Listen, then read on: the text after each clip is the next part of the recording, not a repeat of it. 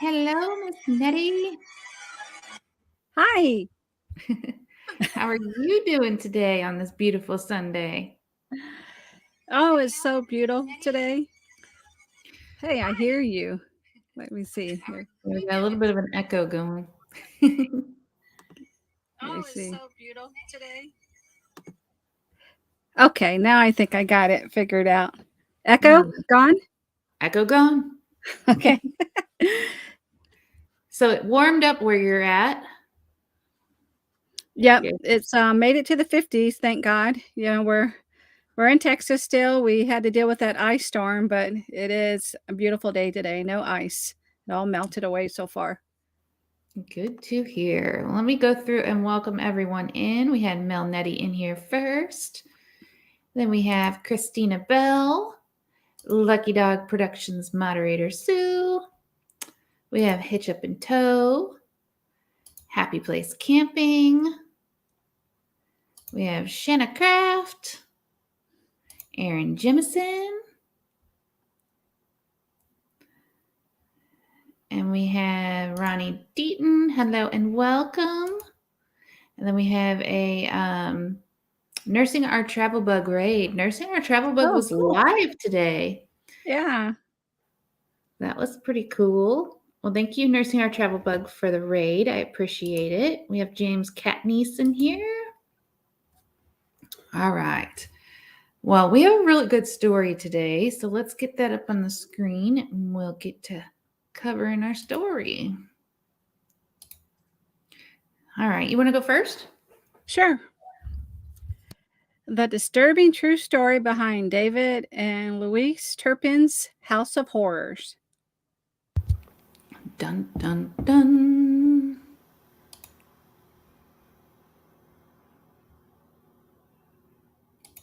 They look totally different in this picture than they do in the cover picture. Don't they? I know. David and Louise Turpin. They're all smiley. All right. David and Louise Turpin abused their 13 children for years until one daughter managed to escape and alert the police in January of 2018. Happy Place said it doesn't even look like the same people. Yeah. Yes. Yeah. And then, hello, John Chalker. Welcome to the live. Tommy Travels. Hello. Welcome in. 13 kids. That's a lot of kids. I don't know how she did that. For a few of the 13 children, this lasted decades. Some of the children were so removed from the world that they didn't know what medicine or police were when they were finally released from their confinement. Jeez. That means like no TV, no radio, no outside world at all. Yeah, I can't imagine. Renewing the wedding vows. Jeez.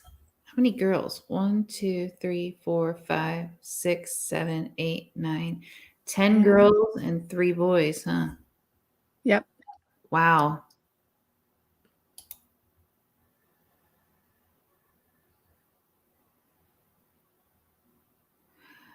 The children grew up in an environment so controlled and abusive that when the media discovered what these kids had to endure to survive, they dubbed the Paris, California home a house of horrors.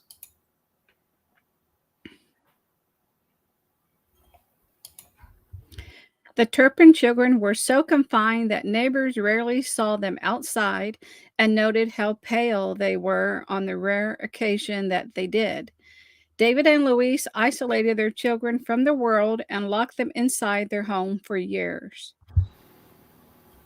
You can get like malnourished from not being out in the sun.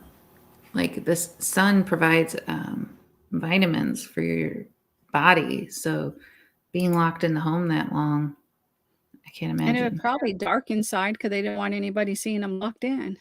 Probably. I wonder if they were allowed to watch movies. Because like the shirt they have on, the Thing shirt Mm-hmm. is a movie. I wonder if they were allowed to watch that movie even. Mm. They sure take pictures outdoors, though, and make them try to look all happy. Yeah. Louise Turpin's background.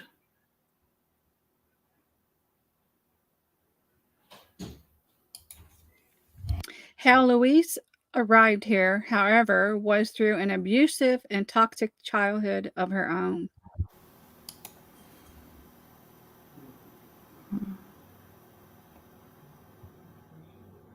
Louise, the top right, with her mother Phyllis, left, her father Wayne, her sister Teresa on her father's lap, and Elizabeth on the bottom right. She looks just like her mother. She does. Yeah. Her mom looks pretty young there, too. Yeah. Louise's Sorry. Go ahead. Louise's sister, Teresa Robinette, said that their mother, Phyllis Robinette, regularly sold the two girls to a wealthy man who would routinely abuse them. Unreal. Timmy Ray said, "Hey everyone, hey BB3 and Nettie. This is Charles. Timmy is busy on the 72 race car. Hello, Timmy. Mm-hmm. Or Charles. You just said it was Charles. My brain ain't working. All right. He would slip money into my hand as he molested me," Teresa recalled. "I can still feel his breath on my neck as he whispered, 'Be quiet.'" Ugh.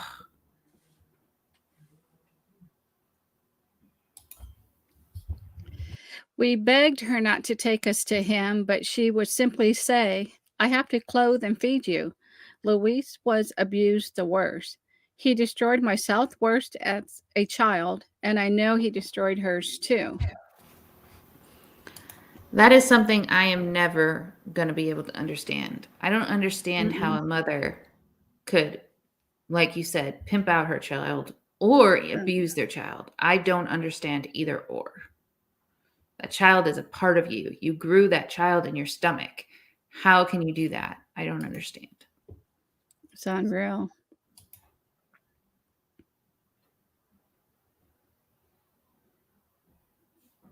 Louise in her 7th grade school photo.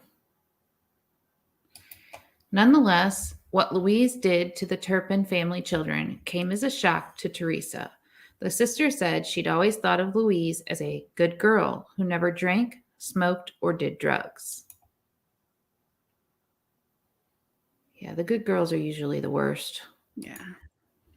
Now, Teresa's relationship with her nieces and nephews were virtually non-existent, as she only met the 4 eldest kids in person once and spoke to the rest over video chat, which happens less and less over time. That right there should have been a red flag. Like, anyone who has 13 children would need. I'm sorry about the dogs, guys. Anyone that has 13 children would need help with those children. You would turn to family to help. So, like, and I don't care what the distance is. If I had nephews and Yeah. nieces, I would want to go meet them. So, like, this doesn't You make would think sense. family would have got involved, since it started being less and less over time, would want Yeah. to know what's going on. I can't understand how they kept 13 kids in the house all the time. That would drive me mad. Right, Hijab and Toe? Mm-hmm.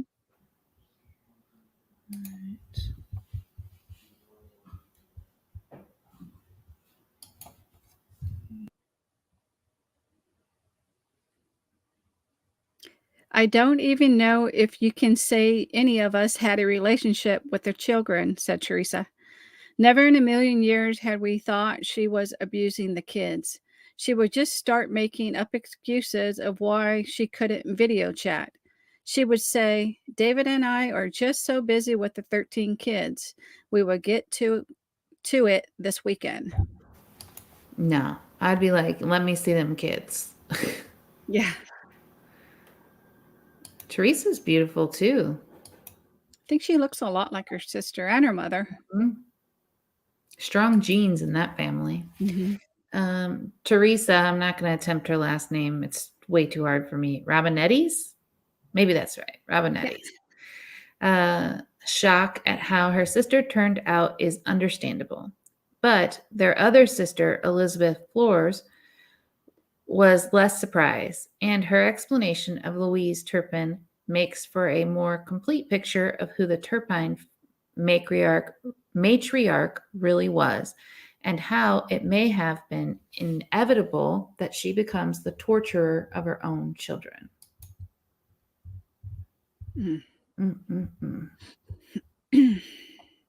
Yeah, them are some family genes right there. Strong ones. They all look alike. Now, Elizabeth not only corroborated Teresa's claims that the siblings were repeatedly sexually abused, but that Louise also began to practice witchcraft as an adult, was consumed by gambling, obsessed with snakes, and suffered from severe alcoholism. Jeez. They have totally different views of the same person, it seems. Yeah. The other sister was saying she was a good girl. This one's saying she was addicted to all these things. An unhappy home where Louise and Elizabeth covered their ears when their parents fought, and a rough time at school where Louise was bullied. It was the later years, however, when Louise was in her 40s, that the things really got bad. But see, she was married at the time. So I would think, with what she went through, as a child in that house, it would have started shortly after that. I don't know. This is Phyllis, baby Teresa, Elizabeth, and Louise.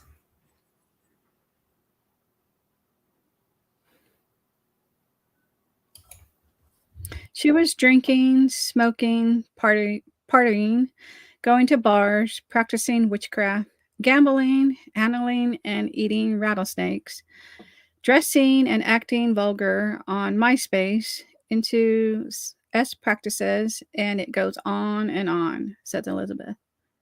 That is two totally different. Yeah. How does the one sister know that's going on? The other sister doesn't know that's going on. And how do they not communicate? Hey, by the way, she's over here doing XYZ. You know what I mean? Right. But I guess it was kind of a messed up family from when they were young. So maybe they just didn't communicate.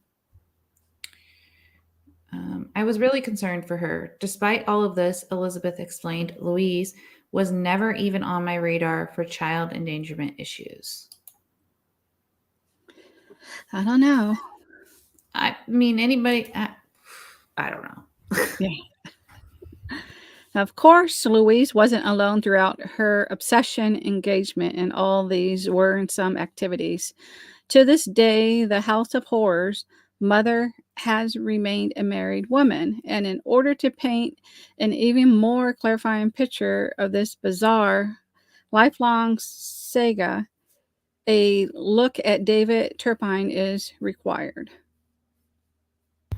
Let's find out more about him. Louise as a teenager, second from the left, with sister Elizabeth left, mother Phyllis, sister Teresa, and father Wayne. They don't look happy. No, they don't. The Turpin family patriarch, David Turpin. The abusive patriarch of the Turpin family had a rather promising childhood and early career. As a Virginia Tech University alumni who studied computer engineering, he reportedly worked for both Lockheed Martin and General Dynamics before retiring in 2012. Seems like he retired pretty young.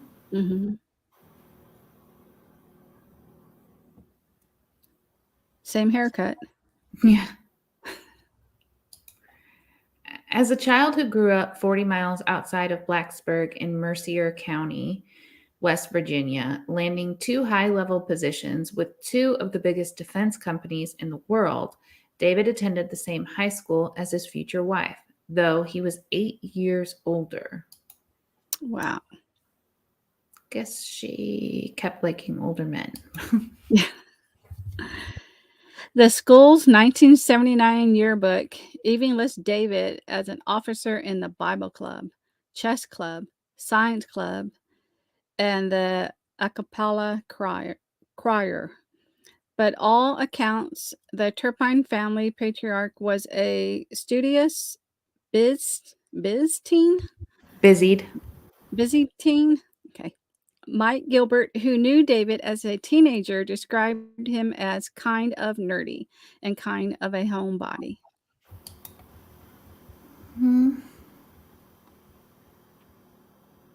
He looks the same except for his hair is different color. Yeah. In that picture, at least. His parents, James and Betty Turpin, told ABC News that their son had become a computer engineer upon graduating from university.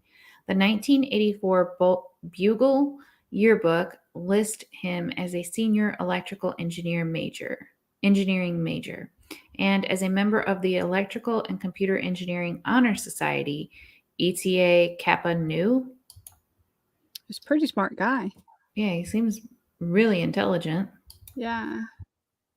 Now, David and Louise Turpin eloped when the patriarch was 24 years old and his wife 16. He had convinced her Princeton, West Virginia high school to let him sign Louise out, and the two made it all the way to Texas before Phyllis Robinette and her husband complaints forced the couple back home. What? He convinced the school to let him sign his girlfriend out? I'm confused. What kind of school was that? No kidding. Looks so young. Yeah. Louise's father was a preacher, and oddly enough, his motivation to bring her back stemmed entirely from the urge to have a proper ceremony. The 1,000-mile cross-country trip came to a close with David and Louise getting married back in Princeton in 1984. Just bring Okay, her so- back. Yeah, bring her back so we can have a proper ceremony. But also, anyone that's listening out there in the chat, when we were talking about the mother of Louise, she was selling the girls when they were young. Yeah. And now we're finding out that Louise's father is a preacher. So do with that what you want, but really weird. Yeah, here's Yeah. Happy Place saying exactly what I said just now. She said, wait. Her dad was a preacher and her mom was pimping her out. Hence the confusion I think this young lady was feeling. It's nuts. It's crazy.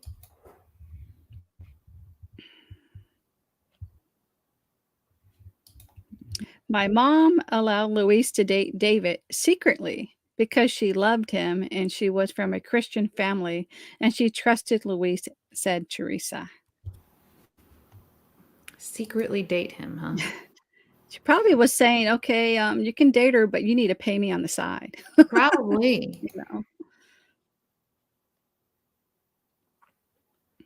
It's so weird. But she was doing it behind my dad's back. He wasn't aware that they were dating. And then one day, David went into the high school and they let him sign Louise out of school and they ran away. He had his car and they drove. Sounds like the mom and dad of Louise didn't have very good communication. I know. It doesn't seem like he knew what was going on. Now, Teresa recalled that this was the first time she ever noted her parents switching sides. Her father wasn't outraged, rather, told his wife that they should let their 16-year-old daughter live the life she seemingly wanted. He was, however, angry at his wife. I bet. Like, no communication, hiding stuff, pimping the kids out. I mean, you should be angry at your wife. Yeah.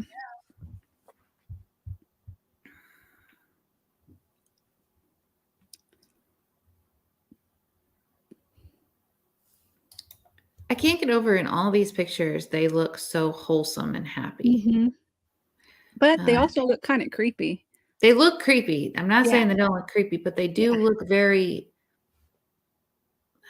the nerdy, good type people. You know what I mean? I Yeah. hate to put a label on people, but mom was probably mad because she lost her moneymaker. Yeah. True.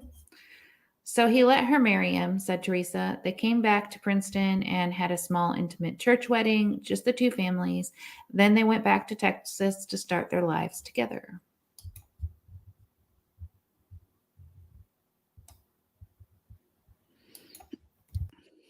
When Louise's father retired in 2012, he wanted to come to visit her, but Louise told him not to.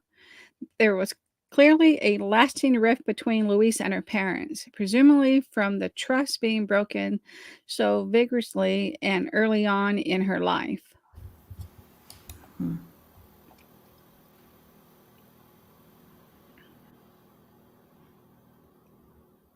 That's a cute shirt. Isn't it? David and Louise Turpin had already been living in Paris, California for decades when Phyllis died in February of 2016. Her father died 3 months after that. Oh, wow.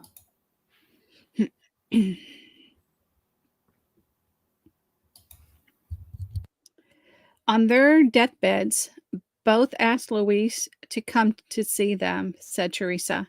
She wouldn't. She didn't show up to their funerals. David Turpin did attend both ceremonies, however. That's interesting. Yeah. He went and she didn't. Sounds like she might be the evil one and making him go along with things, but I don't know. I don't know these Yeah. people. I mean, her mom was the evil one and the dad didn't know. So, but Yeah. he had to know. 13 kids never leaving the house, the rules. I don't know. Yeah, He he had had to have some part in it. Yeah. And though David was quite successful both intellectually and professionally, things began to sour for him as a husband. Hey, Char of Heart. Mm.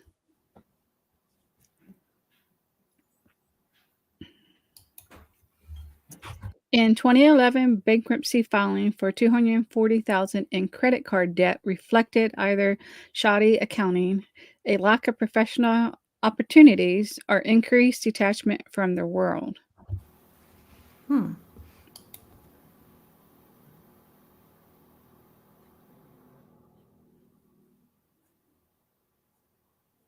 That haircut. I know. Anybody seen the movie? I'm just going to say it. Anybody seen the movie Dumb and Dumber? Yes. He I has a was Dumb and thinking that. Dumber haircut, and I can't decide if I'm living for it or I hate this haircut.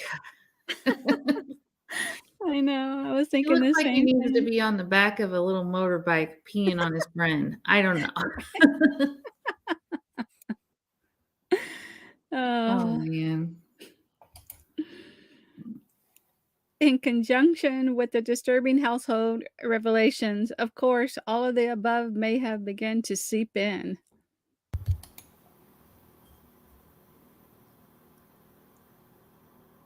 The bankruptcy documents listed his income as an engineer at Northrop Grumman, another upper league defense corporation, at $140,000 per year. Wow. How do you have to file bankruptcy with that much money? I know. Well, she must have been spending the money while he was working. And he was also listed as a principal of the Sandcastle Day School, which he operated out of his home for the 13 children.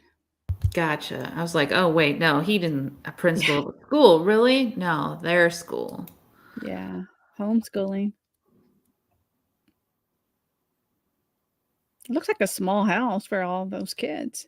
It did look like a small house. Also, why do they need so many cars if the kids weren't allowed to go anywhere or do anything? Yeah. It's a little odd. His wife, meanwhile, was listed as a homemaker with the Paris residence and its function as a school serving as the hub of her educational role to the 13 students. Hmm. Didn't know you could start a school out of your home.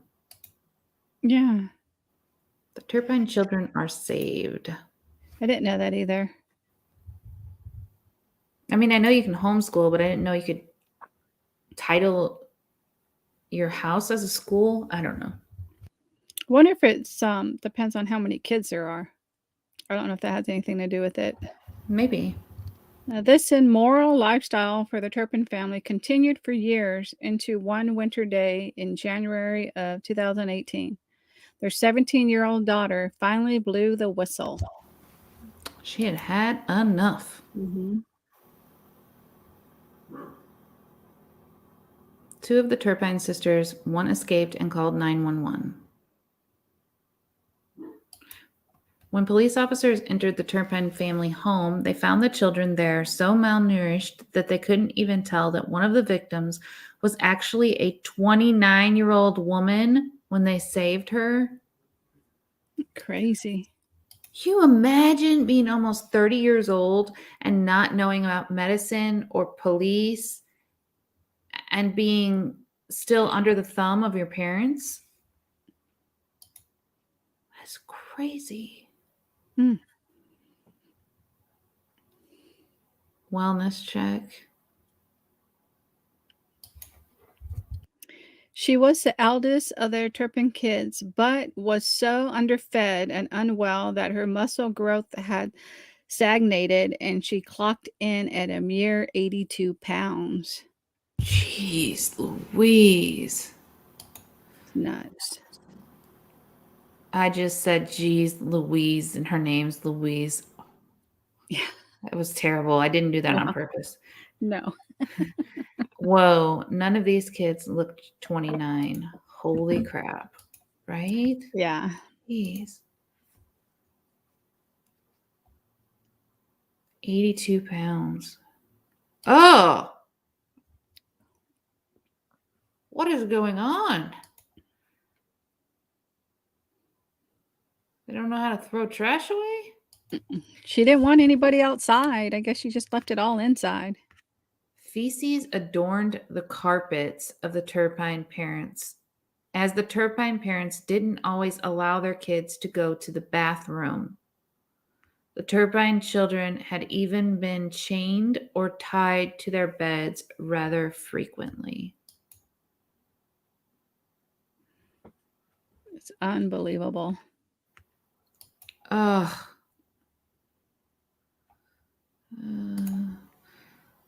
Well, it must have been hard to tell the ages of the children with them all having those blurry faces. Oh, that's disgusting. Yeah.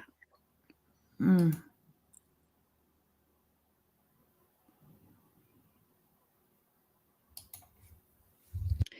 Between only being fed once a day and being granted one shower per year, it seemed inevitable that one of the Turpin children would make a run for it.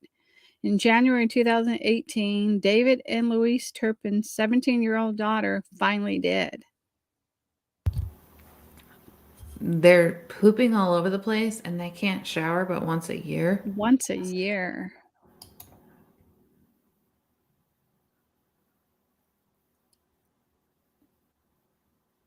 Ugh. If it's once a year, I don't understand why it's so dirty. They never cleaned it. She jumped out of a window and called 911 and pled for officers to save her siblings. They would wake up at night and start crying and wanted me to call somebody, she told them. I wanted to call so y'all could help my siblings.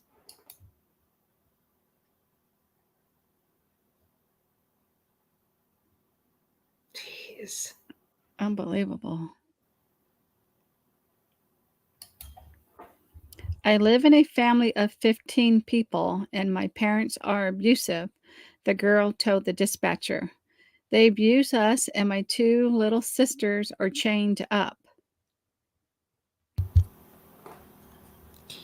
Chaining your children up. Yeah. It just doesn't. Chained to their bed, and there's the chains.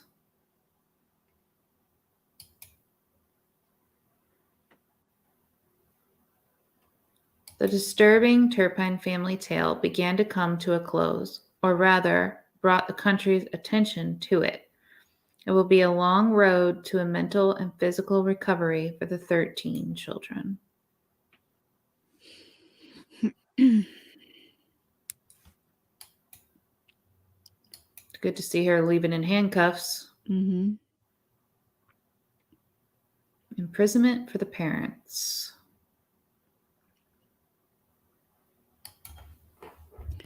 David and Louise Turpin plead guilty to 14 felony charges in order to avoid a trial on February 22nd, 2019.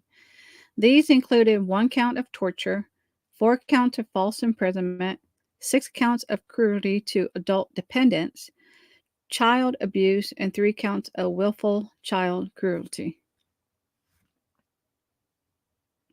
Oh, you're muted. Thanks. I said I'm so confused by that. The charges. Because they had 13 children that went through all of these same things. So why wouldn't it be 13 counts of torture, 13 counts of false imprisonment, 13 counts of cruelty to, well, I guess the adult dependents, it would only be adults. So, okay, I get that. But it should be 13 on all of these except for the one. I don't know. Doesn't make sense how they broke that down.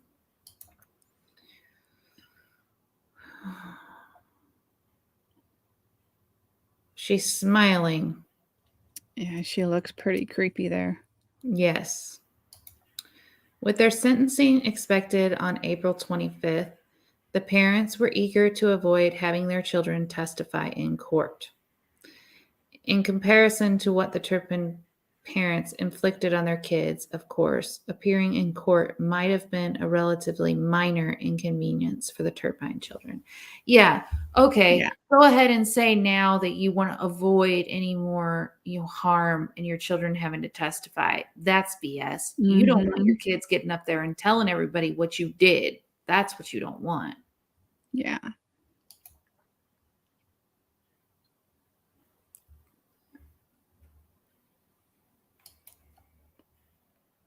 Haircut grew out even more. Looks even more like that Dumb and Dumber movie. The prosecutors described how the Turpin children were traumatized and that their psychological impairment and nerve damage will likely affect them for the rest of their lives. Nerve damage. I bet they have like physical body damage because being tied up and being tied up and malnutrition and all that stuff. This is among the worst, most aggravated child abuse case that I have ever seen or been involved in my career as a prosecutor, said Riverside County District Attorney Mike Hestring. Hey, Roy and Becky.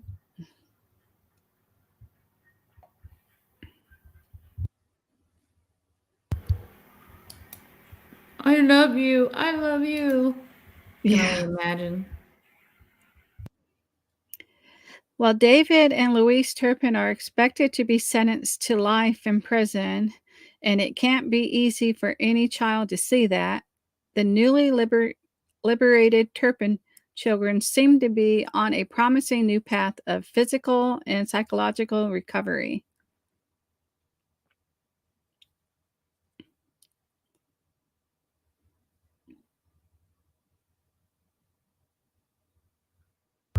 David and Louise Turpin were sentenced in 2019 to 25 years to life in prison after pleading guilty to torture and multiple counts of false imprisonment, cruelty to adult dependents, and willful child cruelty. Roy and Becky said, "Is she smiling?" Yep, she was smiling.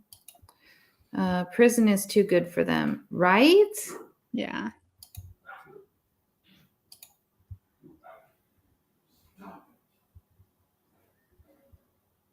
Oh, now she's crying.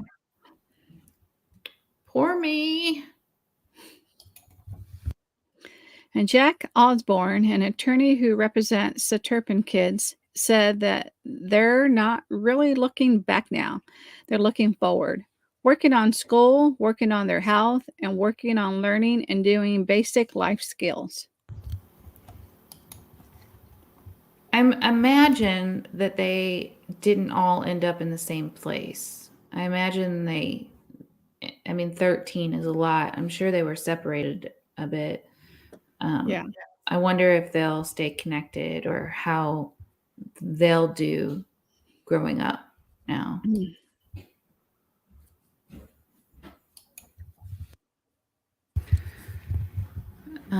They are all working towards their own independence, he said. They don't want their identity to be people who they met to be one of being a victim and of having to relive this trauma every time they meet somebody. They want people to know them for who they are and what they are going to be doing. That's a good thing.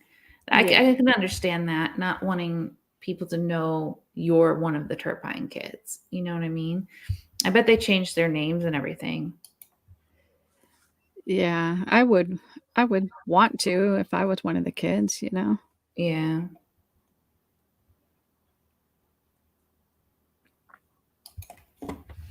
I was very taken by them, by their optimism, by their hope for the future, said Hestron. They have a zest for life and huge smiles. I'm optimistic for them, and I think that's how they feel about their future. That's good. Yeah. Why is she so smiley and happy? Yeah. I guess she likes attention, negative or good. She likes attention.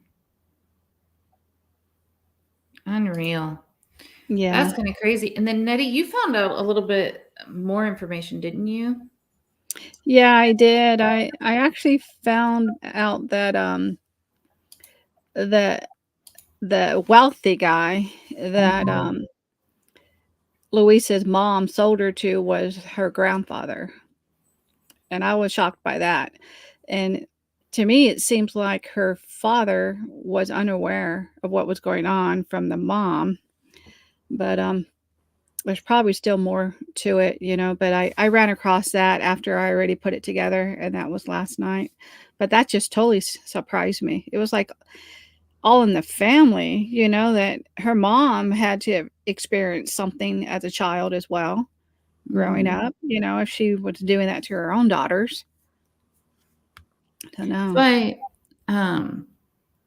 what? Their own grandfather? How freaking sick. Yeah. Yeah. I have talked about generational curses and generational cycles before, and it's interesting. Even if you sit and just break down your family's history, you'll start to see that cycle, whether it be a cycle of abuse or a cycle of love or a cycle of whatever. You'll see how things have been passed down from one generation to the next. And Nettie and I were kind of talking about this before we started. You can have two siblings grow up in the same exact family and it'd be an abusive home. And one of those siblings will go and try to do the complete opposite of abuse. In fact, sometimes overcompensate. And then you'll have the other sibling who might turn to the abusive side and do the same things that they grew up with.